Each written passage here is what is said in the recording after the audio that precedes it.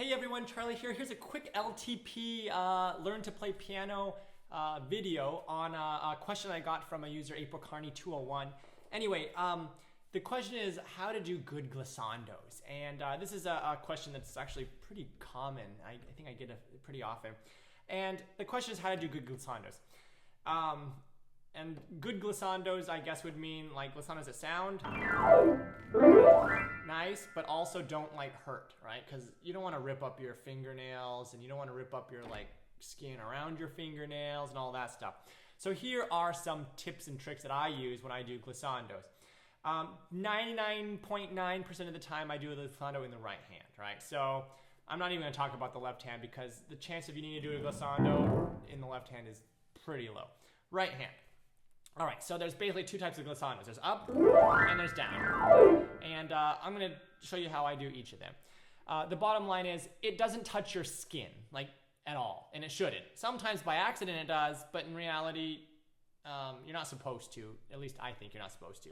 It just is better if you just use just your fingernails. Okay, so there's an up and there's a down. On an up glissando, I basically take 4 fingers and I go like this. And you want to do it basically at a 45-degree angle going from the left to the right. And a good way to practice is basically, actually let me move my camera over here. This might be a little helpfuler. A good way to do it, I should bring it down here. All right, so a good way to do it is to basically just practice going like this. You just take 4 fingers, and in reality, only your middle finger is going to touch. Maybe sometimes you're 4 and 2, but most of the time you're 3 finger. Maybe 2, 3, 4. Your pinky almost will never touch.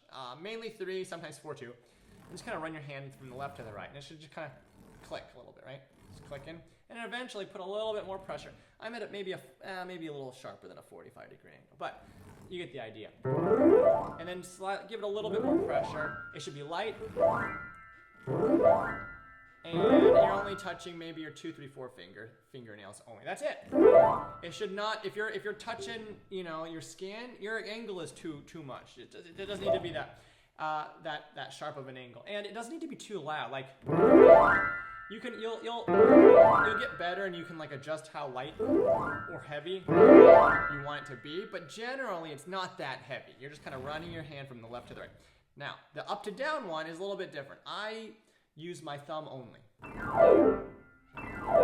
You're only using your thumb, and I like to touch it together with my 2 fingers. So like I'm like saying okay, or not even okay. Like I'm just grabbing something, like right. So I'm going from the top to the bottom, just like this. And it's the same thing. I'm gonna be about at a 45-degree angle to the left. You're not touching any of your skin. It's kind of touching the middle of your, the tip and middle of your fingernail.